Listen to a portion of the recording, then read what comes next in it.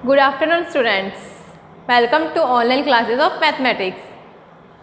So हम complex analysis कर रहे थे जो कि BSc third year and BSc B.Ed third year में है। तो इसमें हमने कल देखा था सरल रेखा के समीकरण। आज हम देखेंगे एक रेखा के सापेक्ष प्रतिलोम बिंदु। ये क्या होता है? प्रतिलोम बिंदु एक रेखा के सापेक्ष या इनवर्स पॉइंट।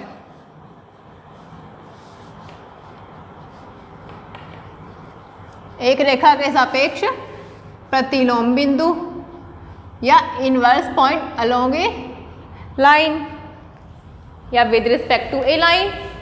अब सभी एक बात बताओ, प्रतिबिंब पता है सबको, इमेज। जैसे कि अगर ये वाला मैंने माना मिरर है, अगर मैं यहाँ खड़ी हूँ तो मेरी इमेज उधर साइड दिखेगी, इसके इधर। मतलब अगर ये मिरर है, एक पर्सन यहाँ खड़ा है, उसकी इमेज इधर दिखेगी, तो ये क्या होंगे? आपस में लंबवत हो गए। और अगर हमने मिरर की जगह हमने पानी ले लिया, यहाँ पर हम कोई चीज़ देख रहे हैं, ये पानी है, उसकी इमेज भी इधर दिखेगी ना, पानी के अंदर ऐसे। तो ये और ये पॉइंट आपस में इमेज हो जाती है, इसकी इमेज ये। ओके, वैसे ही होता है हमारा प्रतिलोम बिंदु। प्रतिलोम बिंदु में क्या होता है? एक रेखा के सापेक्ष एक हमारी रेखा मिल जाती है हमें। अगर ए बी एक रेखा है हमारी, तो हमने पॉइंट लिया एक ये पी पॉइंट, इसका जो प्रतिबिंब होगा इमेज ये, तो जो इसका प्रतिबिंब होगा ना इमेज, यही क्या होगा? प्रतिलोम बिंदु कहलाएगा पी का। मतलब पी और क्यू आपस में प्रतिलोम बिंदु होते हैं। जैसे इन दोनों को मिलाने वाली जो रेखा होगी, ये क्या है? इनके लंबवत है ना, लंबवत होने के साथ साथ इसको बीच में लंब अर्धक, समझते हो? लंब अर्धक दोनों बराबर भागों में काट रही है, साथ साथ ही लंबवत होगी, साथ साथ लंब अर्धक होगी। मतलब हमारी डेफिनेशन क्या है? दो बिंदु P and Q, Rekha AB के सापेक्ष प्रतिलोम बिंदु कहलाते हैं या इनवर्स पॉइंट। कब? अगर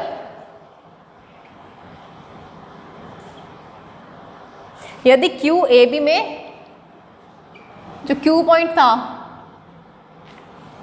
AB में P का प्रतिबिंब हो, प्रतिबिंब या इमेज हो,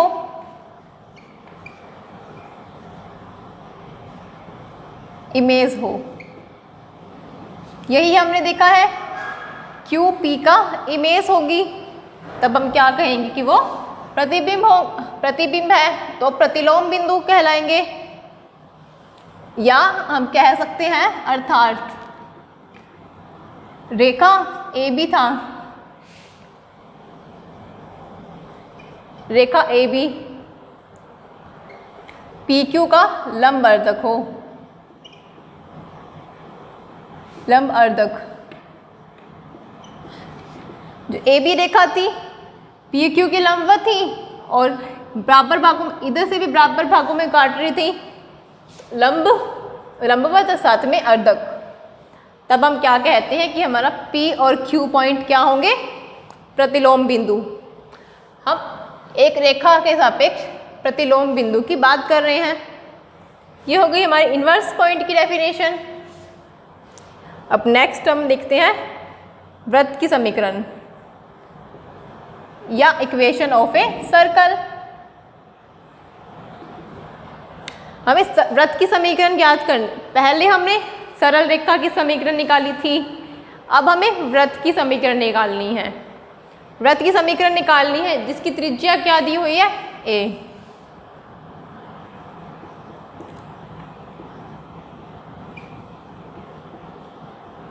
त्रिज्या r और केंद्र क्या दिया हुआ है? a। ऐसे होता है ना वृत्त, ये जो ए ये वाला पॉइंट होगा, ये केंद्र ए और त्रिज्या, ये डिस्टेंस कितनी है r, ये होता है हमारा वृत्त। अब वृत्त का केंद्र क्या है a, उसको हमने कोई पॉइंट मान लिया c। ये वृत्त था, ये a वैसे ठीक है पॉइंट a था, बट इसको कोई एक और पॉइंट भी तो मान सकते हैं c। अब वृत्त के ऊपर वृत्त का पॉइंट था, ठीक है, सी वृत्त था, सी पॉइंट मान लिया, तो इसके ऊपर कोई एक पॉइंट वृत्त के ऊपर हम पी भी तो मान सकते हैं। जैसे ये पॉइंट मान लिया पी, या ये सी था तो ये पॉइंट पी हो गया, कोई फर्क नहीं पड़ता उससे। तो वृत्त की इक्वेशन क्या होती है, mod of Z minus A is equal to C P. क्या सबसे पहले त्रिज्या r और मूल ये केंद्र क्या हुआ a। अब P पॉइंट है एक वृत्त पर स्थित है, यहाँ यहाँ यहाँ कहीं भी हो सकता है। तो जो हमारी इक्वेशन होगी mode of Z minus A, Z जो P था ना, P के कोऑर्डिनेट क्या हुआ z या x प्लस आयोटा y। जैसे C को हमने लिखा था a, वैसे ही P की वैल्यू होगी z x plus iota y। ये तो समझाने के लिए है, ये मान सकते हो आप, ठीक है। अब z का डिस्टेंस निकालेंगे, CP क्या है हमारा, CP डिस्टेंस है, ये z की डिस्टेंस निकालनी है हमें a से, तो ये वही आ रही है ना, डिस्टेंस ही तो होती है हमारी मॉड्यूलस, हमने देखा था डिस्टेंस होती है इस पॉइंट का इस पॉइंट से डिस्टेंस, मतलब z माइनस a का मॉड्यूलस किसके इक्वल, डिस्टेंस कितनी थी CP। अब CP है, ये पॉइंट वृत्त के ऊपर है, C कहाँ पर है, केंद्र है, तो CP की वैल्यू कितनी आएगी R, जहाँ पर P क्या है वृत्त पर स्थित कोई बिंदु,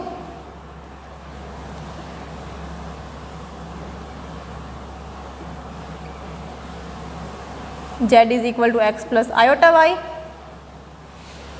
अब हमें क्या पता चला, mod of z minus A कितना हुआ r के इक्वल।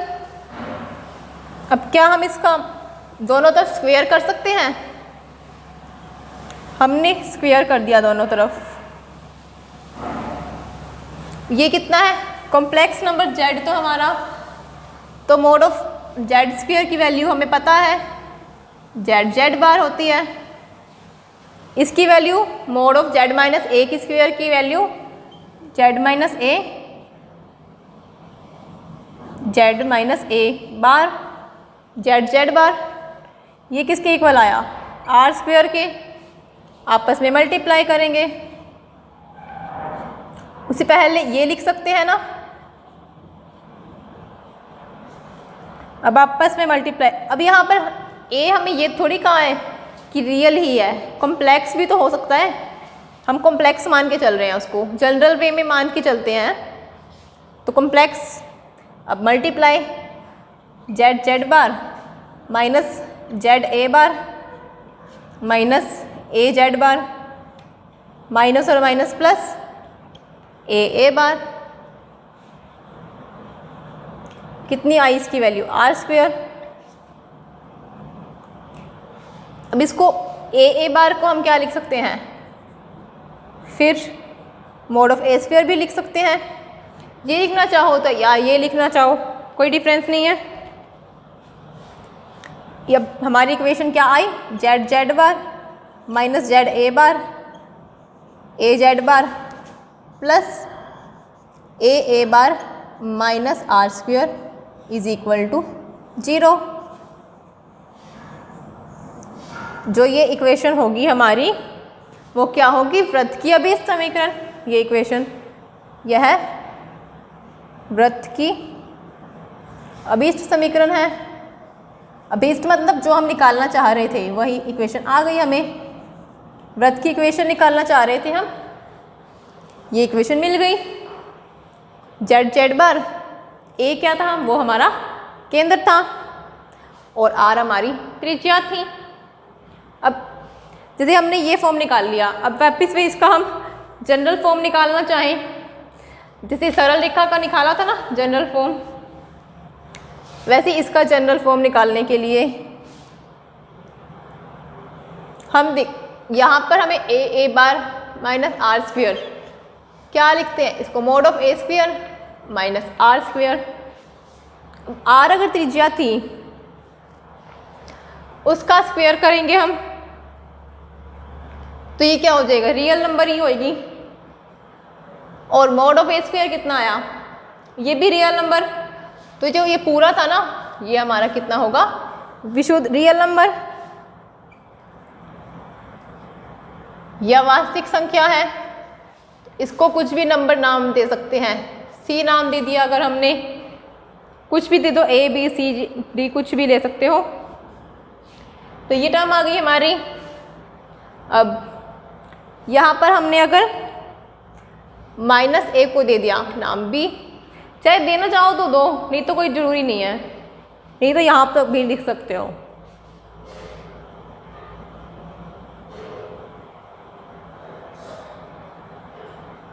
ये इक्वेशन लिखोगे तो भी गलत नहीं होगी, सही होगी वो। ये हम क्यों कर रहे हैं, ज़्यादा सिंप्लिसिटी करने के लिए। माइनस ए को बी लिखा तो माइनस ए बार कितना हुआ, बी बार। अब जहाँ जहाँ माइनस ए बार था बी बार से रिप्लेस कर दिया, और माइनस ए था तो उसको बी से रिप्लेस कर दिया। Equation 1 by equation 1 Z bar plus Z B, क्योंकि जेड बी बार माइनस ए बार को बी बार से, plus B Z bar plus C is equal to 0। ये थोड़ा कॉम्प्लिकेटेड सा लग रहा था ना लिखने में, ये हमने सिंपलेस्ट फॉर्म निकाल ली, जनरल फॉर्म। मतलब बी को रिप्लेस कर दिया, माना, ये भी माना, तो ये हो गया हमारा सी की वैल्यू क्या थी हमारी, ए बार माइनस आर स्क्वेयर। ये हो गई हमारी जनरल फॉर्म किसकी, वृत्त की इक्वेशन की। अब यहाँ पे हम सिंपलेस्ट फॉर्म देखते हैं। सिंपलेस्ट फॉर्म का मतलब, जैसे यहाँ केंद्र क्या था, ए, हो सकता है केंद्र जो हमारा सर्कल था मूल बिंदु पर हो,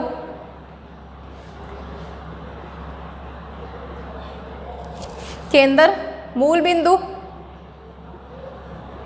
अगर मूल बिंदु पर हुआ तो ए की वैल्यू क्या आएगी, 0 0 0 ही आती है हमारी। फिर मूल बिंदु तो यही होते हैं। अब जैसे mod of Z minus a की जगह आर लिखा था, अब क्या हो जाएगा, mod of Z minus 0 is equal to r, मतलब mod of z is equal to r हो गया हमारा। ये हो गई हमारी वृत्त की इक्वेशन, सिंपलेस्ट इक्वेशन।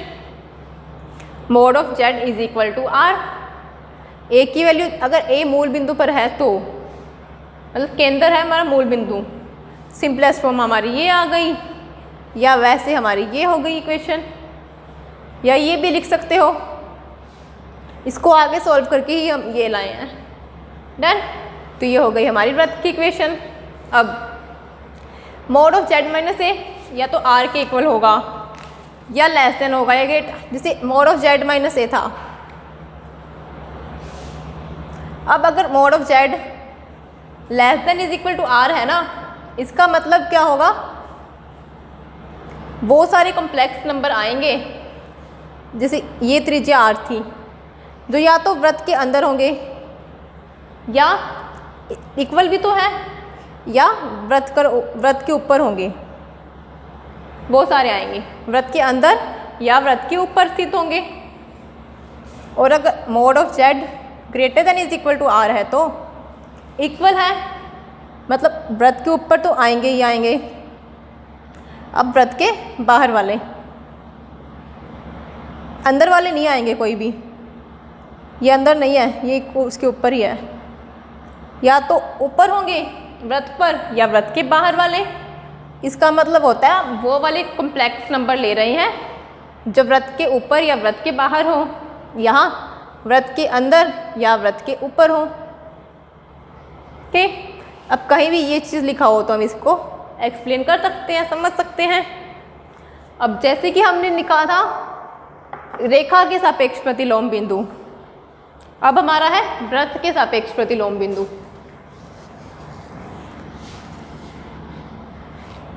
वृत्त के सापेक्ष प्रतिलोम बिंदु, उसका क्या मतलब हुआ?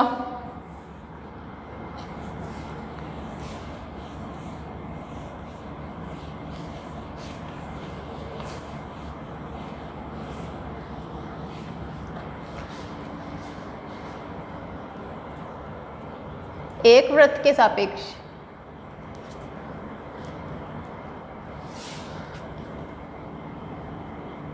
वृत्त के सापेक्ष प्रतिलोम बिंदु।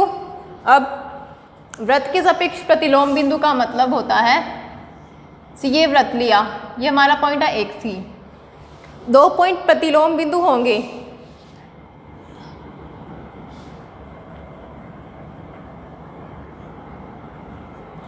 सी तो क्या था हमारा केंद्र। अब P और Q प्रतिलोम बिंदु होंगे कब? अगर वो जो मूल बिंदु से ये डिस्टेंस थी ना, या तो दोनों इसी साइड होंगे,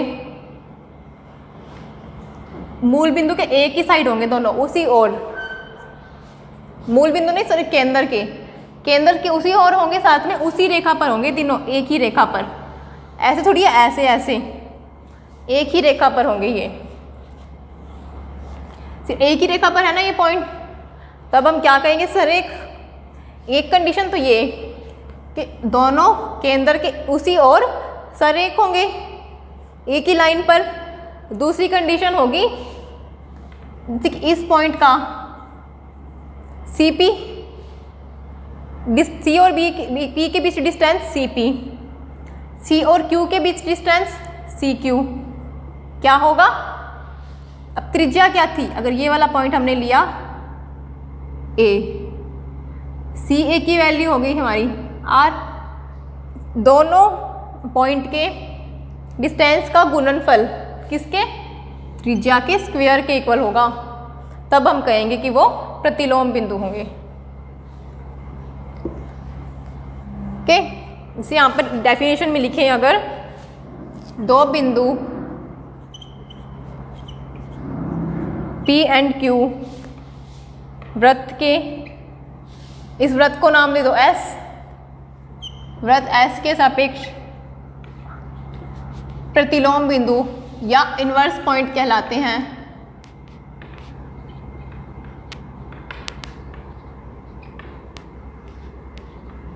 यदि एक कंडीशन वे केंद्र C से, केंद्र C था हमारा, केंद्र C से उसी ओर सरेख हो, उसी ओर सरेख हो।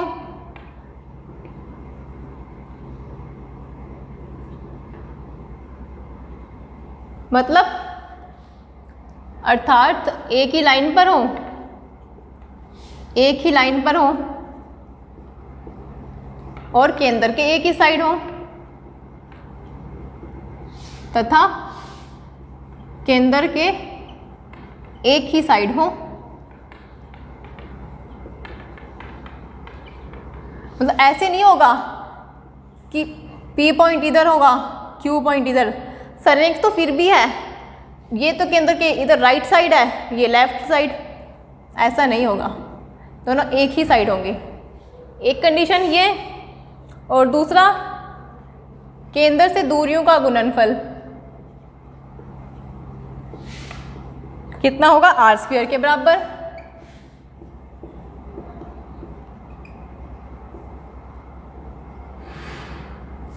R² के बराबर। R क्या है? वृत्त की त्रिज्या, जहां R वृत्त की त्रिज्या है। यही हम देख के आए हैं ना, केंद्र से दूरियां, C की P से दूरी और C की Q से दूरी, केंद्र से दूरियों का गुणनफल, प्रोडक्ट, ये डॉट का मतलब गुना है, किसके इक्वल? R²।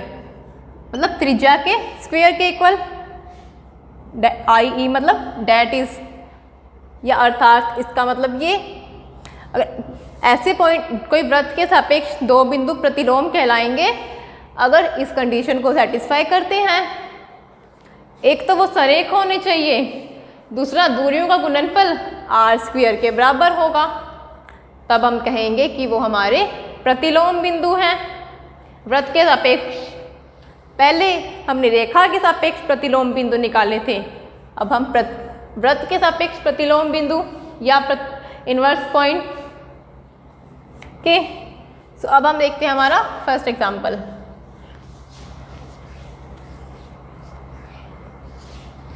अब तक हमने थ्योरी करी है और प्रॉपर्टीज करी है, अब हम एग्जाम्पल्स देखते हैं। अब हमारा फर्स्ट एग्जाम्पल क्या कहता है,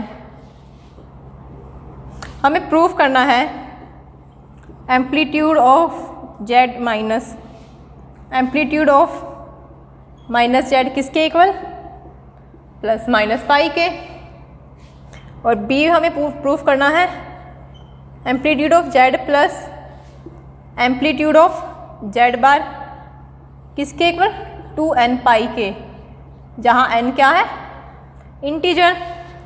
ये दोनों प्रूफ करने हैं हमें।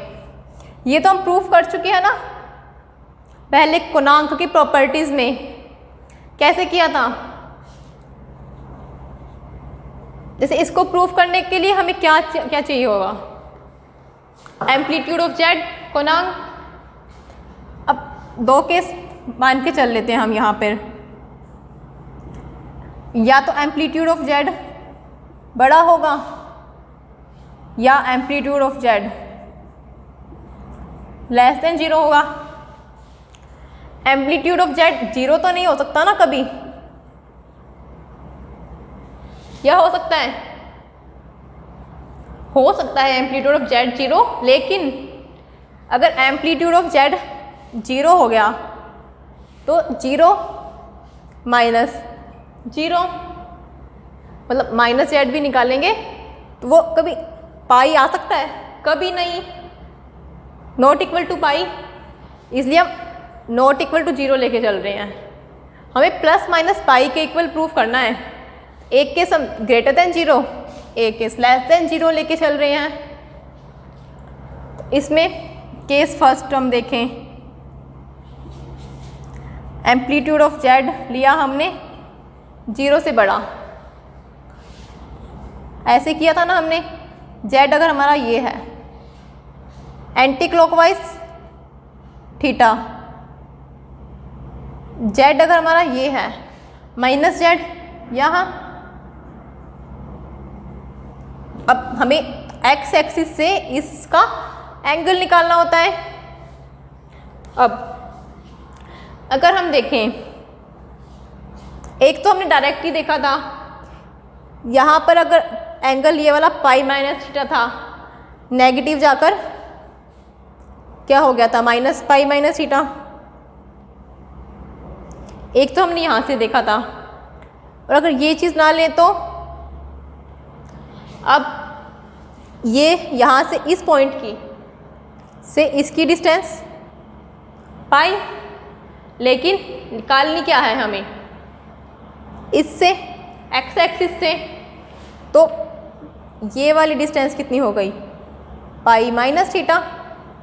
पाई में से थीटा माइनस किया, पाई माइनस थीटा, लेकिन एंटी क्लॉकवाइज के लिए पॉजिटिव डायरेक्शन। हम क्या कर रहे हैं, क्लॉकवाइज निकाल रहे हैं ना, तो मतलब नेगेटिव। एम्पलीट्यूड ऑफ z कितना था, थीटा, यहाँ से इसकी डिस्टेंस पाई, टोटल ये वाला यहाँ x एक्सिस से निकालनी होती है हमें। यहाँ पाई में से थीटा माइनस किया, एंटी क्लॉकवाइज डायरेक्शन में तो positive, positive, clockwise negative, angle क्या होता है, नेगेटिव। अब एम्पलीट्यूड ऑफ z हमने माना पॉजिटिव, हमने मान लिया थीटा, तो एम्पलीट्यूड ऑफ माइनस जेड कितना आया?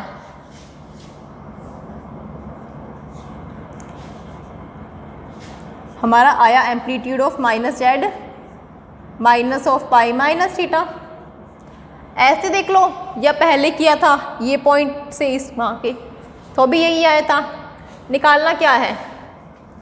Amplitude of Z minus amplitude of minus Z, मतलब थीटा माइनस आगे था, एक माइनस ये प्लस पाई माइनस थीटा।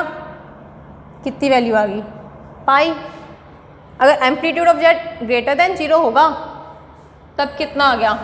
पाई। लेकिन case second, amplitude of Z अगर होगा लेस देन 0, तब एम्पलीट्यूड नेगेटिव होने का मतलब क्या हुआ? ये पॉइंट हमारा यहाँ, इससे एंगल, यही मतलब होगा कि ये हमारा एक्स एक्सिस से हम पॉइंट नीचे जा रहे हैं और क्लॉकवाइज डायरेक्शन में ही घूम रहे हैं, तो माइनस थीटा ये हमारा पॉइंट जेड। लेकिन अगर हम माइनस जेड निकालना है, अब हमें जेड यहाँ था तो माइनस जेड यहाँ होगा।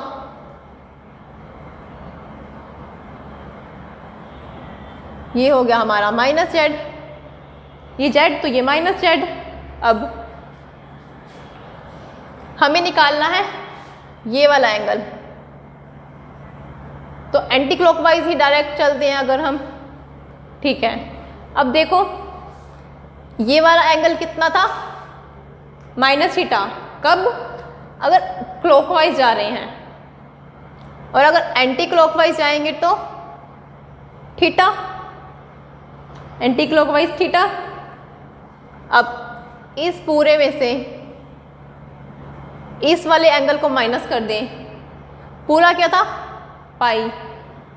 पाई में से अगर हम इस वाले एंगल को माइनस कर दें तब ये एंगल मिल जाएगा ना हमें। मतलब अब यहाँ पे हम एंटी क्लॉकवाइज चल रहे हैं तो इस एंगल को भी हम एंटी क्लॉकवाइज ही मानेंगे, थीटा, माइनस थीटा नहीं मानेंगे, क्योंकि एंटी क्लॉकवाइज से ही चल रहे हैं यहाँ पे भी। अगर क्लॉकवाइज माइनस थीटा था, एंटी क्लॉकवाइज थीटा, और ये कितना था? पाई। तो ये वाला एंगल कितना हुआ? Pi minus theta. हो गया पाई माइनस थीटा। किसका amplitude? Amplitude of minus Z pi minus theta. ये वाला यहाँ से लेकर यहाँ तक पाई में से थीटा माइनस कर दिया क्लॉकवाइज और एंटी क्लॉकवाइज के लिए अकॉर्डिंग। अब वही निकालना है हमें, amplitude of Z minus amplitude of minus Z. Amplitude of Z कितना था?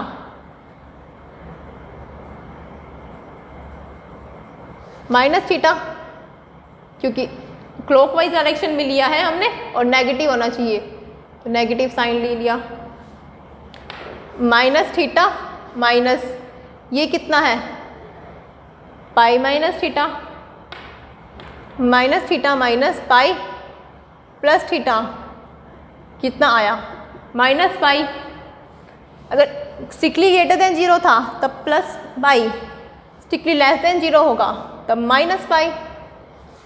तो amplitude of Z minus of amplitude of minus Z कितना आया? Plus minus pi. आ गई हमारी वैल्यू प्लस माइनस पाई। यही तो हमें निकालना था हमारे ए पार्ट में। पॉजिटिव भी हो सकता है, नेगेटिव भी। अब अगर किसी को पहले समझ नहीं आया था पूर्णांक की प्रॉपर्टीज़ में, अब हमने अच्छे से एक्सप्लेन कर करके 2 केस लेके चले हैं, तब भी कर सकते हैं। ऐसे करो या जैसे पहले समझाया गया था वैसे कर लो, एक ही बात है, कोई डिफरेंस नहीं है। ओके, सो ये हो गया हमारा एग्जाम्पल फर्स्ट। अब इसको एक और तरीके से भी कर सकते हैं, वो सिर्फ समझने के लिए है, एग्ज़ाम में अप्लाई करने के लिए नहीं, क्योंकि एग्ज़ाम में पूरा लंबा मेथड ही जितना हम वो है ना, जितने पेज भरते हैं उतने मार्क्स मिलते हैं, वही बात, जैसे हमें पता है इसको हम लिखते हैं ना ये,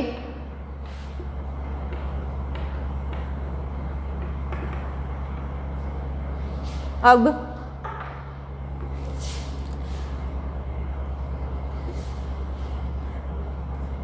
यहां हमें क्या पूछा है, amplitude of Z minus amplitude of minus Z, इसको हम ये लिख सकते हैं जेड अपॉन में माइनस जेड। अब इसका मतलब क्या हुआ, एम्पलीट्यूड हमें -1 का निकालना है, जेड अपॉन में माइनस जेड से -1। अब -1 क्या होता है इधर, इसका तो हमें पता है, यहाँ से लेकर एंगल कितना होता है पाई, क्लॉकवाइज सॉरी एंटी क्लॉकवाइज तो पाई, और अगर क्लॉकवाइज गए तो -पाई, कितना आ गया एंगल +-पाई, वही निकालना था, इसकी वैल्यू +-पाई आ गई कि -1 के लिए आ गया। अब ये डायरेक्ट समझने के लिए है, एग्ज़ाम में नहीं करना इसको, क्योंकि ये तो बिल्कुल 2 लाइनों में ही हो गया। अगर अच्छे से एक एक स्टेप समझ के करते हैं, प्रॉपर मेथड तो यही है, ये तो सिर्फ शॉर्टकट है, प्रॉपर्टीज़ का यूज़ करके है। अगर आप ये करना चाहो तो पहले आपको ये प्रॉपर्टीज़ प्रूफ करके दिखानी पड़ेगी, ये होगी कैसे, प्रॉपर स्टेप बाय स्टेप, तब ये इसको लिख सकते हो। ओके, तो ये हो गया हमारा ए पार्ट। अब हम देखते हैं बी पार्ट।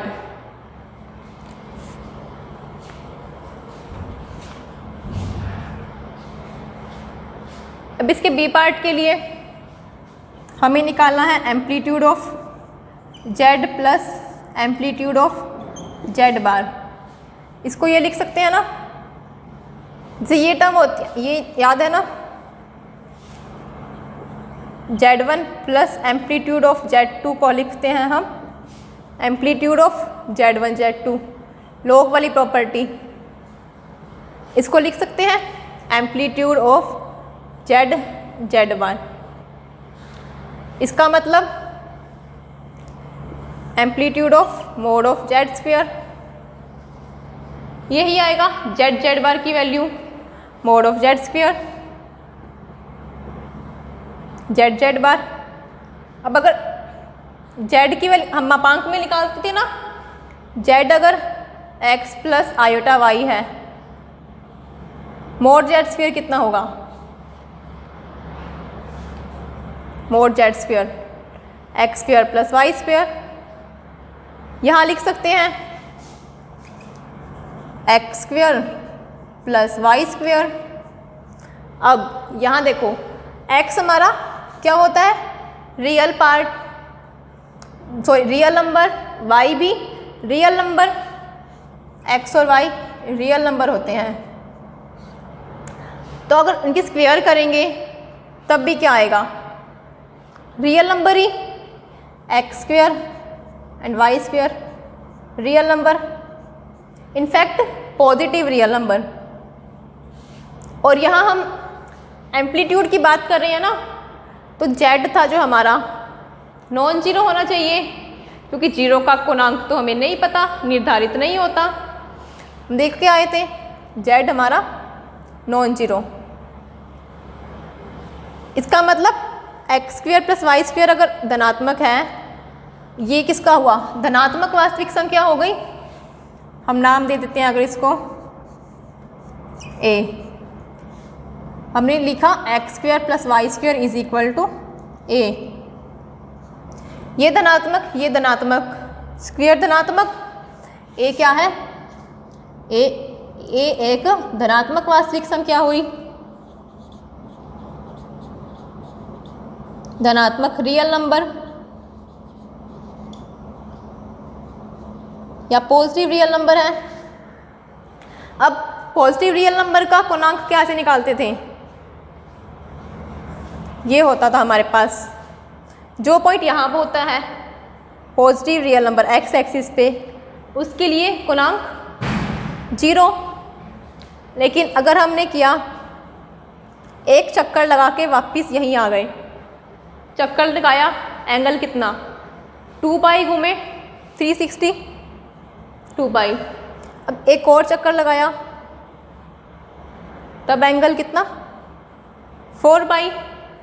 ऐसे और चक्कर लगाते गए एंगल कितना हो जाएगा 2n पाई। अब हम एंटी क्लॉकवाइज कर रहे हैं यहाँ पर, तो हम लिख रहे हैं 0 2 पाई 4 पाई। और अगर हम क्लॉकवाइज देखते तो यहाँ से चक्कर लगाते तो नेगेटिव हो जाता 0 -2 पाई। एक और चक्कर लगाते तो -4 पाई। मतलब नेगेटिव और पॉजिटिव दोनों होंगे ना, तो 2n पाई क्या होगा, n की वैल्यू हो गई इंटीजर्स में से। इसका मतलब जो हमारा एम्पलीट्यूड ऑफ z आया कितना आया 2n पाई।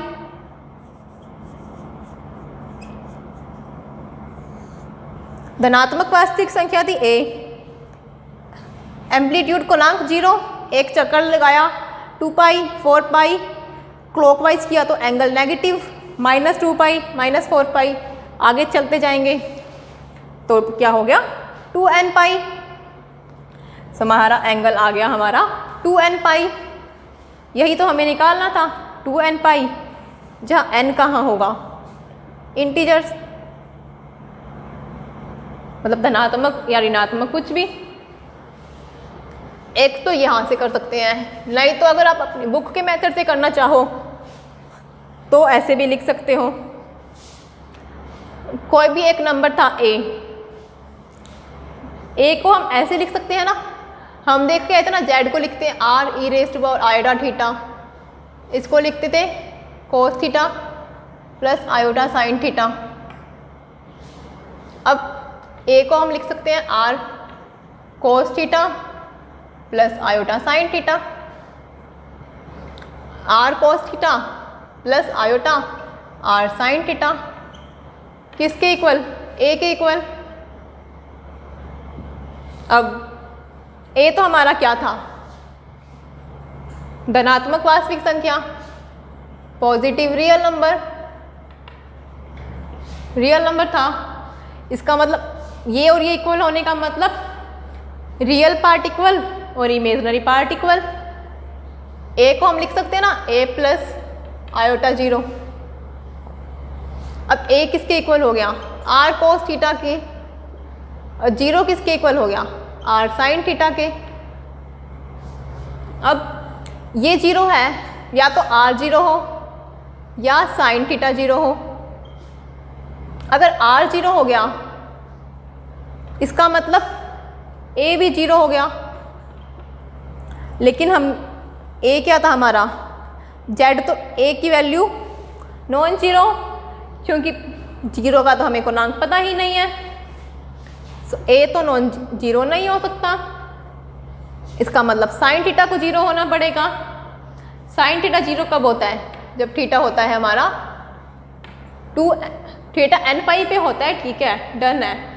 लेकिन यहाँ से a किसके इक्वल, r के इक्वल, cos थीटा हम लिख सकते हैं ना a को a.1 a r के इक्वल cos थीटा 1 के।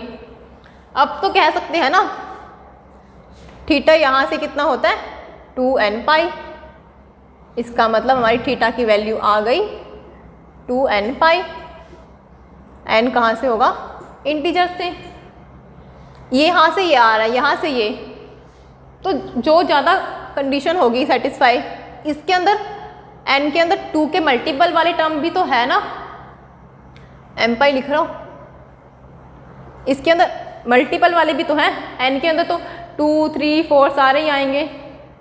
इसके अंदर ये तो है ही, बट इसके अंदर वो नहीं है। मतलब अल्टीमेटली कंडीशन हमारी कितनी आई, थीटा की वैल्यू 2n पाई, वही हमें निकालना था। चाहे यहाँ ऐसे डायरेक्ट लिख लो इनसे, या यहाँ से कर लो, एक ही बात है, कोई डिफरेंस नहीं है। बस जिस मेथड से आपको समझ आ रहा है उस मेथड से कर लो। ओके, सो ये हमारा हो गया फर्स्ट एग्जाम्पल। हमने इसकी वैल्यू भी देख ली एंड इसकी वैल्यू भी। वैसे हम इनकी वैल्यू पहले देख के आए हैं, बट हमने 0 लिखी थी वहाँ पर, हमने एंगल चक्कर नहीं देखे थे, गिने थे उस टाइम पे। 0 भी लिख सकते हो क्योंकि 0 तो आएगा ही n की वैल्यू 0 लिखने पर, बट अगर जनरल वे में पूछा जाए तब हम 2n पाई लिखते हैं। ओके, आई होप आपको आज वाली क्लास अच्छे से समझ आई हो। कॉम्प्लेक्स तो नहीं लग रही ना? Complex is not complex. अब तो कह सकती हूँ मैं ये कॉम्प्लेक्स इज नॉट कॉम्प्लेक्स।